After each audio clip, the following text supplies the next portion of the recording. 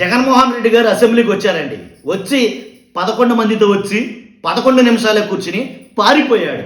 జగన్మోహన్ రెడ్డి గారు అసెంబ్లీలో ఉండలేక పారిపోయాడు మమ్మల్ని చూసి అని కొంతమంది మాట్లాడుతూ ఉంటే, కొంతమంది ఇంకో రకంగా మాట్లాడతారు. కాబట్టి ఎవరికి నచ్చిన రకంగా వాళ్ళు మాట్లాడుకున్నారు. కానీ ఆయన వెళ్ళిపోయిన కారణం ఏంటో రాష్ట్రం మొత్తం యావత్తు తెలుసు. ఏంటంటే ప్రజాప్రతినిధులుగా ప్రజల చేత ఎన్నుకోబడ్డ మేము ప్రజల కోసం మాట్లాడాలంటే మాకు తగినంత సమయం కేటాయించాలి.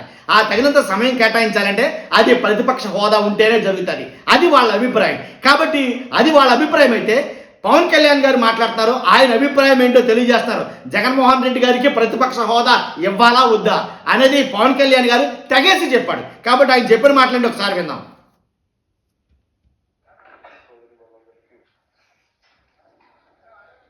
జనసేన శాసనసభ పక్షం తరపు నుంచి అందరికీ హృదయపూర్వక నమస్కారం. రోజు గవర్నర్ గారి ప్రసంగంలో బడ్జెట్ సంబంధించిన ప్రసంగంలో గవర్నర్ గారు ప్రసంగిస్తున్నప్పుడు గత ప్రభుత్వంలో ఉన్న నాయకులు, వారి సభ్యులు చాలా హుందాగా గవర్నర్ గారు ప్రభుత్వం తరఫున ఆయన సందేశాన్ని తీసుకెళ్తున్నప్పుడు ప్రభుత్వం తరఫున ఏమాత్రం సబబుగా లేదు. గవర్నర్ గారి గత 4 రోజులుగా ఆరోగ్య పరిస్థితి బాగా లేకపోయినా కానీ కంటిన్యూస్గా తీవ్ర జ్వరంతో బాధపడుతున్నప్పటికీ కూడా ఆయన ప్రత్యేకించి వచ్చి ఆయన రోజుని చాలా ఘనంగా, చాలా బలంగా ఈ మెసేజ్ని ఇచ్చినందుకు ముందుగా గవర్నర్ గారికి మా ప్రత్యేక ధన్యవాదాలు. గవర్నర్ గారి ప్రసంగంలో వైసీపీ అగ్ర నాయకత్వం కానీ, సీనియర్ నాయకులు కానీ, వారి ఎమ్మెల్సీ సభ్యులు కానీ గవర్నర్ గారి ప్రసంగం పత్రులు చించేయడం కానీ, లేదంటే వారు ప్రత్యేకించి డిమాండ్ మాకు ప్రతిపక్ష హోదా ఇవ్వాలి అనేది చాలా బలంగా మాట్లాడుతూ వచ్చారు. ప్రతిపక్ష హోదా ఇది అడిగితే వచ్చేది కాదు. ప్రతిపక్ష హోదా అడిగితే వచ్చేది కాదు. అది ప్రజలు ఇస్తేనే వస్తుంది. బేసిక్గా ఒకటి హైయెస్ట్ మెజారిటీ ఎవరికి ఉంది, వాళ్ళు ప్రభుత్వం ఫామ్ చేస్తారు. వాళ్ళకంటే నెక్స్ట్ స్టేజ్ ఎవరికి ఉంటే వాళ్ళకి ప్రతిపక్ష హోదా ఇస్తారు. అంతేగాని గతంలో మేము ప్రభుత్వాన్ని పరిపాలించాం కాబట్టి మా ప్రతిపక్ష హోదా ఎవరికి ఇవ్వరు. కనీసం జనసేన కంటే కూడా ఒక సీట్ ఎక్కువ ఇచ్చినా కానీ వాళ్ళకి ప్రతిపక్ష హోదా దక్కేది. ఈ రోజున ప్రభుత్వంలో సెకండ్ లార్జెస్ట్ పార్టీ జనసేన. దాన్ని ప్రజల దృష్టికి తీసుకొద్దాం. వైసీపీ నాయకులు వాళ్ళు చేస్తున్న మా ప్రతిపక్ష హోదా ఇస్తే తప్ప మేము అసెంబ్లీలో అడుగు పెట్టాం, లేదంటే ప్రసంగాల్లో అడ్డుకుంటాం అని ఇది సరైన మెసేజ్ బయటికి వెళ్దాం. ఇది సరైన విధానం కూడా కాదు. ఇది ప్రజలందరికీ తెలియజేయాలనుకున్నాం. ఇది ప్రతిపక్ష హోదా ఏ పరిస్థితిలో వస్తుందంటే, మీకు రూలింగ్ పార్టీ కంటే కూడా అత్యధికంగా ఇంకొక సీట్ వాళ్ళకంటే మీరు వస్తే దాని తర్వాత స్థానం మీకు వస్తే ఖచ్చితంగా ప్రతిపక్ష హోదా వాళ్ళకే అవుతుంది. 21 సీట్లు ఉన్న జనసేన, 11 సీట్లు ఉన్న వైసీపీకి ప్రతిపక్ష హోదా ఎలా వస్తుంది? మేము వస్తే తప్ప మేము అసెంబ్లీకి రాము, ఇలా గవర్నర్ ప్రసంగాలను అడ్డుకుంటాం అనేది సరైనది కాదు. ప్రజలందరికీ కూడా తెలియచేస్తున్నాం ఈ సందర్భంలో. అందుకని ఇది భవిష్యత్తులో కూడా మేము కోరుకునేది వైసీపీ నాయకుల్ని, మీకు ప్రతిపక్ష హోదా ఇవ్వకపోయినా ప్రజలు మీకు 11 సీట్లు ఇచ్చారు, దాన్ని గౌరవించి మీరు అసెంబ్లీకి రండి. మీ స్థాయికి తగ్గట్టుగా మీకు మీకు ఎన్ని ప్రశ్నలు అడగాలో దాని తగ్గట్టుగా ఇస్తారు. మీకు అసలు ప్రశ్న సమయం ఎవరంటున్నారు కదా, అదే ప్రాబ్లం. స్పీకర్ గారు కూడా చాలా గౌరవంగా 11 సీట్లు వచ్చినప్పటికీ కూడా చాలా గౌరవంతో ఇంతకాలం వాళ్ళకి ఇస్తా వచ్చారు. ప్రశ్నోత్తరాల సమయంలో కూడా ఆయనకి ఇచ్చారు.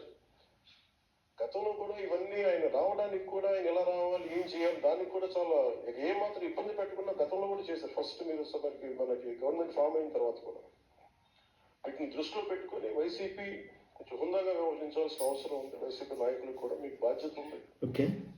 గవర్నర్ గారి ప్రసంగాన్ని మీరు ఆ విధంగా మీరు ప్రశాంతంగా విని దాన్ని వచ్చే జరుగుతున్న సమావేశాల్లో మీకు అన్ని లోటుపాట్లు మీరు చెప్తే బాగుంటుంది తప్ప ఇలా కూర్చొని చెప్పడానికి అవకాశం ఇవ్వరని కదా వాళ్ళు అనేది. సమంజసంగా లేదు. అర్థాంతరంగా ప్రతిదానికి అసెంబ్లీలోకి రాగానే గొడవ పెట్టుకోవాలి, దేన్ని విభేదించాలనేది ఒక చాలా లో లెవెల్ ఆలోచన విధానం, లో లెవెల్ స్ట్రాటజీ అది. మీరు అప్గ్రేడ్ అవ్వండి, మీరు అప్లిఫ్ట్ చేసుకుని అది మీరు కూర్చోబెట్టి డెమోక్రటిక్ ప్రాసెస్కి గౌరవం ఇవ్వండి. మనస్ఫూర్తిగా వైసీపీ నాయకులకి ఇది నా విన్నపం, నా విజ్ఞాపన. This what I would like to say. And నిజంగా కావాలి అంటే మీరు ఈ 5 సంవత్సరాల్లో మీరు ప్రతిపక్ష హోదా మీకు రాదు. అది మీరు మెంటల్ 5 సంవత్సరాలు మీకు ప్రతిపక్ష హోదా రాదు, మెంటల్గా ప్రిపేర్ అయిపోండి. 11 సీట్లతో మీకు ప్రతిపక్ష హోదా ఇవ్వబడదు, రాదు. ఎందుకంటే ఇది చంద్రబాబు గారు, గౌరవ ముఖ్యమంత్రి చంద్రబాబు గారు డిసైడ్ చేసేది కాదు, జనసేన డిసైడ్ చేసేది కాదు. దానికి రూల్స్ ఉన్నాయి, దానికి రెగ్యులేషన్స్ ఉన్నాయి, నామ్స్ ఉన్నాయి. Rules and regulations and norms. ఉదాహరణకి నేనే ప్రభుత్వం, మన కేంద్ర ప్రభుత్వం ఫార్మేషన్ మేము వెళ్ళినప్పుడు పార్లమెంటరీ లీడర్ని ఎన్నుకోవాలి, మనం కూర్చున్న ఎన్డీఏ పక్ష నాయకుడు ఎన్నుకోవాలనుకున్నప్పుడు నేను నాయకుల స్థాయిలో నేను కూర్చున్నాను. ఓకే. అదే నేను ఇక్కడ మంత్రిగా ప్రమాణ స్వీకారం చేసేటప్పటికి నన్ను ప్రధానమంత్రి గారి పక్కన నన్ను కూర్చోబెట్టలేం. ధోని డిప్యూటీ సీఎం అయినప్పటికీ కూడా అది మంత్రి హోదానే కాబట్టి తిరిగి నన్ను మంత్రులందరూ పక్కనే కూర్చోబెట్టారు తప్ప ప్రత్యేకంగా అక్కడ కూర్చోబెట్టారు. That is very specific rules and regulations నడుస్తాయి. డిప్యూటీ సీఎం అయినా మంత్రి అయినా ఒకటేనండి, ఉప ముఖ్యమంత్రి అయినా మంత్రి అయినా ఒకటే. నేను అసెంబ్లీలోకి అడుగు కదా, స్పీకర్ గారు ఎదురొచ్చారు. మనకి వచ్చి ఆయన కూడా ఆయనతో పాటు రంగాన్ని వెళ్తుంటే ముందుకు తీసుకెళ్తుంటే నాకు అనిపించింది, సార్ ఇది డిప్యూటీ సీఎంకి ప్రోటోకాల్ ఉండదు, ఓన్లీ ముఖ్యమంత్రి గారు, స్పీకర్, అంతే. మనకు కౌన్సిల్ ఉండే చైర్మన్ ఆయనే మీరు చేయాల్సింది తప్ప ఇది మేము ఉండేది కాదని చెప్పి నేనే వెళ్ళిపోయాను. ఎందుకంటే మేమే ప్రోటోకాల్స్ బ్రేక్ ఎందుకు చేయమంటే మాకు లేని ప్రోటోకాల్ మేము అడగం. అలాగే వైసీపీ నాయకత్వం కూడా గుర్తించాల్సింది, మీకు హోదా ఇవ్వబడదు. చంద్రబాబు గారు ఆఫ్ చేస్తేనే కాదు, ఎవరు ఆఫ్ చేసింది కాదు, మీకు ప్రజలు మీకు ఇవ్వలేదు. మీకు అది మీరు దృష్టిలో పెట్టుకొని మీరు ప్రవర్తించాల్సింది మనస్ఫూర్తిగా నేను అది కోరుకుని. అంతేగాని వాళ్ళు ఎక్కడ అవమానం పరచాలని కానీ వాళ్ళు తగ్గించాలని కానీ లేదు. 175 సీట్లు కేవలం 11 సీట్లు ఇచ్చారు. ఆ దృష్టిలో పెట్టుకొని ప్రవర్తించాల్సింది మనస్ఫూర్తిగా వారికి కోరుకుంటూ మీకు తెలియజేసుకున్నాం. Thank you.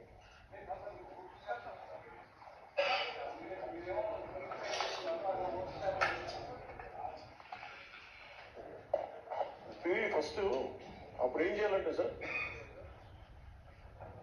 అప్పుడు జర్మనీకి వెళ్ళిపోతాను.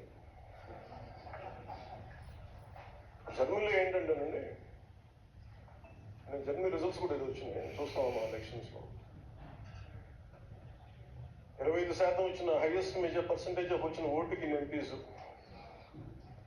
ఇంత అసెంబ్లీ స్థానాలు ఉంటాయి వాళ్ళకి. రిపోర్టర్ అడిగాడు, మరి పర్సంటేజ్ వచ్చింది కదా, 40% ఓట్ పర్సంటేజ్ వచ్చింది కదా, మరి కాబట్టి అందు గురించైనా దాన్ని బేరీజ్ చేసుకునే సరే ఏదైతే ప్రతిపక్ష హోదా ఇవ్వచ్చు కదా అని రిపోర్టర్ అడిగితే పవన్ కళ్యాణ్ గారు అదే జర్మనీ వెళ్ళిపోవాలి, ఇంకా వాళ్ళు ఇంకా గో టు ద జర్మనీ, ఎందుకంటే జర్మనీలో 25% వచ్చిన ఓటింగ్ షేర్ వచ్చిన వాళ్ళకి ఇన్ని ఎంపీస్ అని, ఏంటి 50% ఓటింగ్ పర్సంటేజ్ వచ్చిన వాళ్ళకి ఇన్ని ఎంపీస్ అని ఇలా ఎలక్ట్ చేస్తారు, కాబట్టి ఇక్కడైతే కుదరదు, శుభ్రంగా జర్మనీ వెళ్ళిపోమని చెప్పండి అని పవన్ కళ్యాణ్ గారు వైఎస్ఆర్సీపీ నాయకుల పట్ల, జగన్ గారి పట్ల చెప్పడం జరిగింది. కాబట్టి ప్రతిపక్ష హోదా గురించి చాలా రాద్ధాంతం అయితే జరుగుతుంది. హోదా ఇస్తేనే మాకు మాట్లాడే అవకాశం ఉంటుంది, లేకపోతే మాకు మాట్లాడే అవకాశం లేదు, ఇలాగే ఎటకారం చేస్తారు, సో మాకు వద్దు అనేటట్టుగా అయితే కనుక వైఎస్ఆర్సీపీ వాళ్ళు అంటున్న మాట.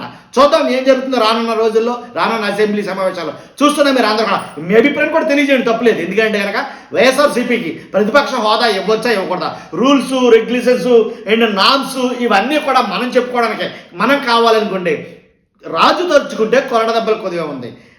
వడ్డించేవాడు మనోడైతే కనుక ఏ చివరిలో కూర్చున్నా సరే పెట్టచ్చు. కాబట్టి మీరు కావాలనుకుంటే ప్రతిపక్ష హోదా ఇవ్వచ్చు, ఇది పెద్ద విషయమే కాదు నన్ను అడిగితే. ఈ నామ్స్ రూల్స్ రెగ్యులేషన్స్ ఇవన్నీ కొట్టుపడేయచ్చు. ఏమంటారు, అవునంటారు కదంటారా? చూస్తున్నా మీరు అదొక మీ అభిప్రాయం ఖచ్చితంగా కామెంట్ రూపంలో తెలియజేయండి. ఫస్ట్ లైక్ చేయండి, నాకు మోటివేషన్గా ఉంటుంది, ఎక్కువ మందికి ఇన్ఫర్మేషన్ షేర్ అవుతుంది, వాళ్ళ అభిప్రాయాలు తెలియజేసినట్టు అవుతుంది. కాబట్టి ఫస్ట్ లైక్ చేయండి, అది మీ బాధ్యత. కొత్తగా మన ఛానల్ చూస్తే కూడా పక్కాగా సబ్స్క్రైబ్ చేయండి. Thank you very much.